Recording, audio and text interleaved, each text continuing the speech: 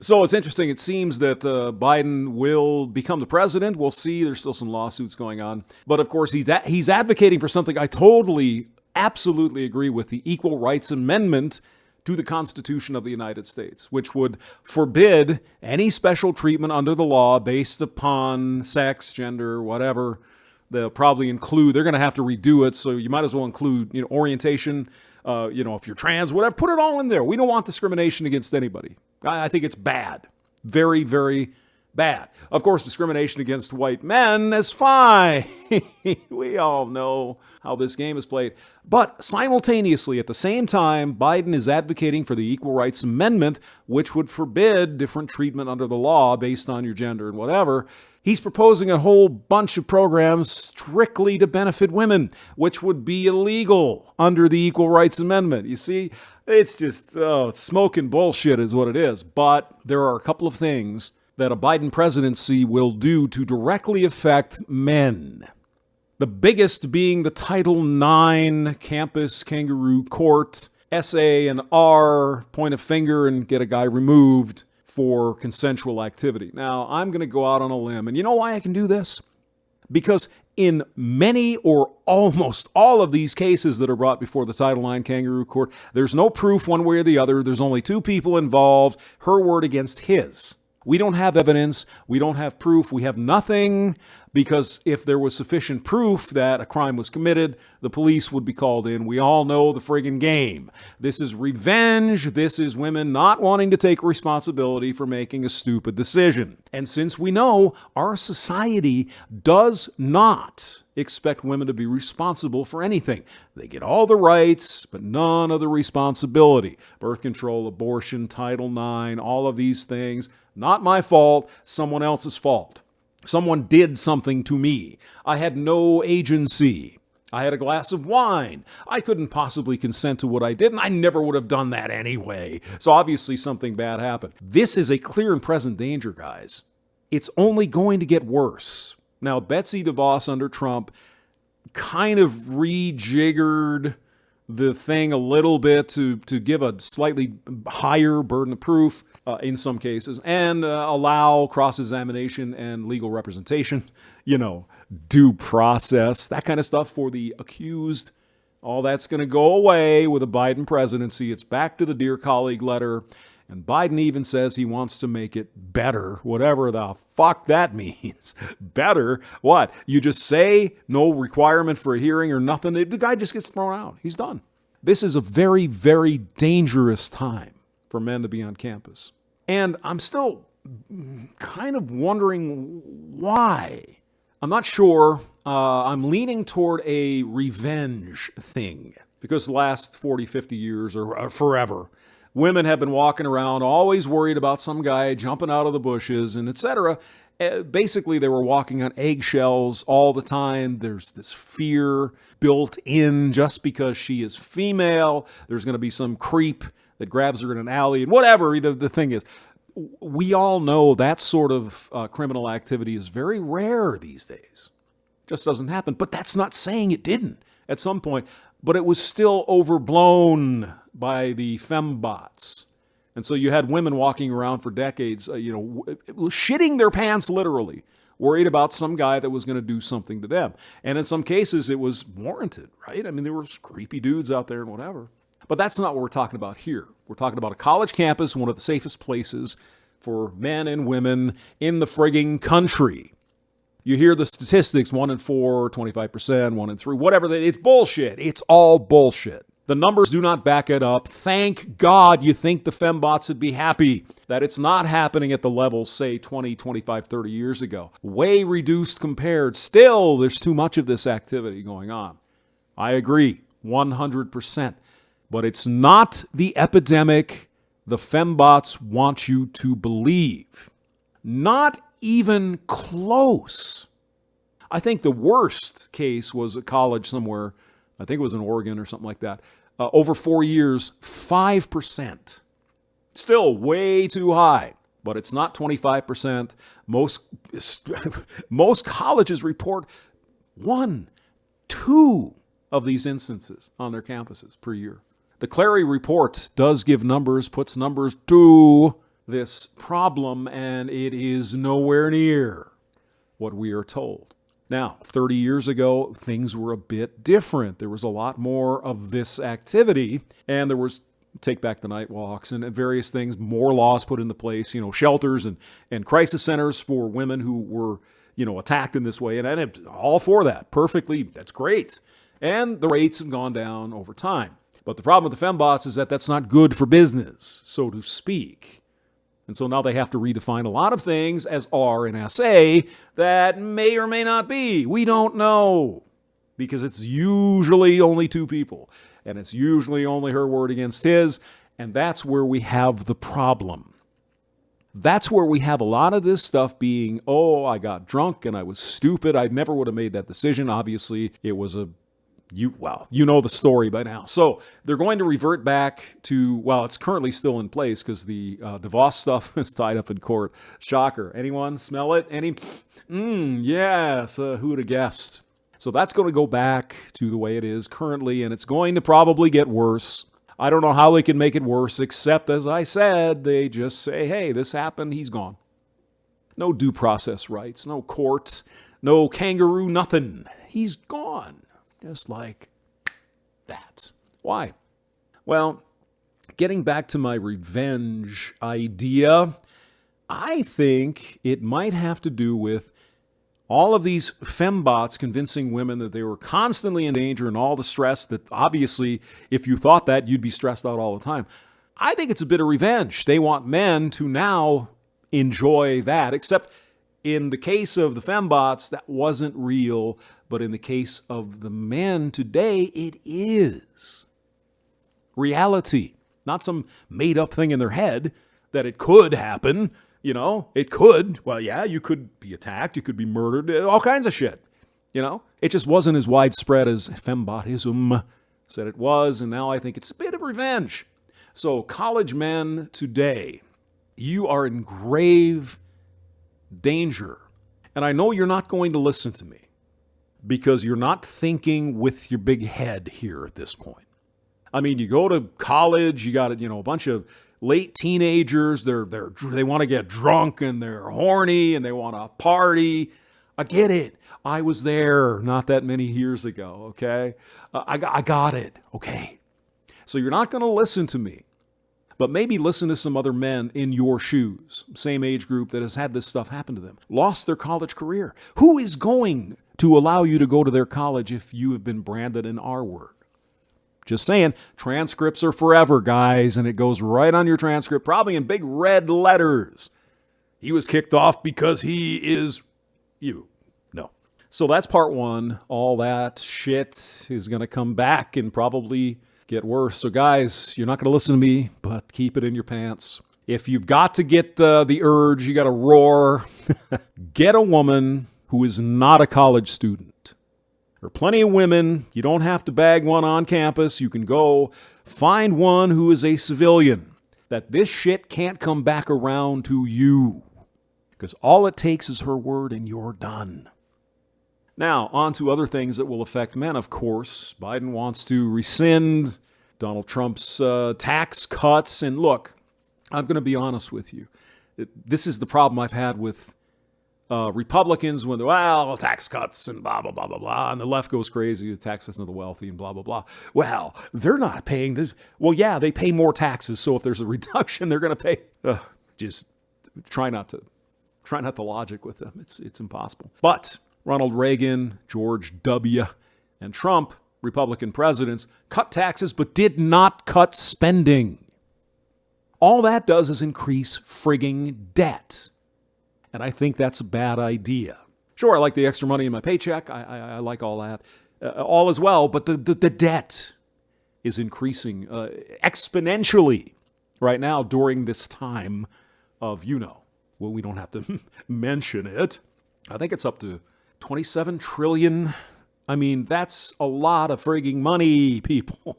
Right? So cutting taxes, good, but cutting spending to match the tax cuts, that should be the goal. But that ain't going to happen, people. Biden's going to raise or rescind the taxes. Your taxes are going to go up. immediately, of course, probably even retroactively if you make enough money. Oh, yeah, that's great. And the spending is not going to go down. The only thing Biden is saying, he wants to spend more for women, for minorities, for this, for paid childcare, for paid maternity leave, for all of this happy shit. Where is the money going to come from? It ain't going to come from the taxes being rescinded, the tax cut. Never does. Never does. So the debt's going to go up. Wait a minute, hamster. They're bringing in more tax revenue. Again, I don't know what to say. I think Bill Clinton, President Clinton, was the only president of recent memory that actually had a balanced budget, but it was due to the Republican Congress. You know what I mean? Do you feel my pain? And the third thing that's going to affect men greatly is this student loan forgiveness thing. I don't know what the details are, but it's a big chunk of money, right? Because what is the student debt? 1.5 trillion or some crazy number like that. It's big. Of course, a student loan is a contract that one signs, enters into an agreement. I will give you this money. You can go to college and then you pay me back when you're done with college. The problem is many people, it seems, are taking shit degrees. They're treating college like an extension of high school. Let's party, dude. Let's get drunk and stoned and get some poon and get some, baloney pony for 4 years. And then when I'm done with that, I'll think about it. Well, then you find out you majored in shit. Because if you're taking a serious degree in science, math, something useful, it takes a lot of effort to get through those courses. I mean, I was in engineering, all that stuff is fun, but yeah, it's a lot of work, the calculus, differential calculus. It's always Bernoulli's formula if you're an engineer, you know what I mean? It always goes back to the same thing. Yeah, well, that's the way that works. But I had to take some of the more liberal arts kind of stuff. History, English, what else do we have? I took anthropology, I think, which was interesting. And psychology, some other stuff, right? More of a liberal, sort of balanced education. You take some of the other classes. Most of them didn't even have tests. Most of it was some kind of you write a paper on some subject, or maybe you have a quiz once in a while. I think the psychology one, we did have some testing, but most of the tests were with, you could use your book, so you just look it up, or that kind of thing. So it was pretty much gravy train, right? Economics was another one, which was very interesting. But again, there wasn't a lot of work. There was a lot of work with engineering economy, where you had to come up with proposals and budgets and shit. I hated it. Oh, God. But it was a lot of friggin' work, I'm telling you. It should have, probably because I just wasn't interested. It was just, I don't want to do this. And to this day, I still hate that kind of shit, and that's why I don't want to do it. But anyway, the engineering course is pretty meaty. You got to put in some effort there, especially if you're not greatly intelligent, average or a little above, maybe me. I mean, I know some guys that went into a final that everybody spent the entire 2 hours in this coding class trying to come up with the programming. And this one guy, 10 minutes, he was done. It was amazing. Some people are just gifted in certain ways, and some of us have to work a little harder. But my point is, it's going to be a lot easier to party on, dude, if you're not taking a serious major. If you're not taking medicine or organic chemistry, they tell me is horrible. I've never had it. I had chemistry. That was fun. There were a couple of tests in that as well. But the point being, the only way you can spend most of your college days drinking, getting stoned, partying, and getting laid is likely if you don't have a major that is worthy of your time. But those majors cost the same, don't they, as an engineering degree? So you've got 60% of college debt in the hands of females. 40% men, and that's because more women are going to college than men. I know. It's evil patriarchy. But a lot of women are taking less highly paid careers. Now, the claim is, of course, it's discrimination. Joe Biden's going to do all this stuff to get more women in STEM. Women can go into STEM right now. There's nothing, as far as I know, stopping women from going into computer science if they want to, or math, or whatever. If there is a barrier There's some guy when a woman comes in and says, I want to take engineering. Nope, sorry, little lady, you can't do that. You got to take home ec or psychology or whatever. That's not happening. And we hear about the pipeline and women are encouraged. Bullshit. Bullshit. Never in the history of this country, or probably the world, have women been more encouraged to go into STEM with scholarships, with coaching, with counseling, with all kinds of shit. And they still don't. They don't want to do it. Like I said, people, you take an engineering degree or chemistry or, physics or some hard science like that. It's a lot of friggin' work. Okay. And especially if you're working your way through, you got to do that. And then you have to work and it's tough. I didn't have a day off for like 4.5 years. It was literally not a day off. Made it through. Didn't have time to go to the parties. Didn't have time for the bacchanals. Didn't have time for homecoming, games and shit. Where the place where I was, it was absolutely homecoming, or what was the other one? I think it was homecoming, where they had the football game, and there'd be the streets were lined with drunk people, passed out at 10 in the morning. Oh God! But you're not going to have time to do that effectively, as much as you want, if your studies are difficult. I don't know if I could safely come to the conclusion that women and some men take these easy majors because they want to drink, they want to party. But it would certainly seem that it might have something to do with it.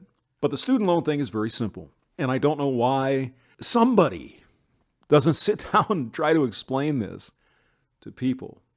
You want to have a career. Say you want to do French medieval art or architecture or something like that. Okay, cool, great. Sounds like fun.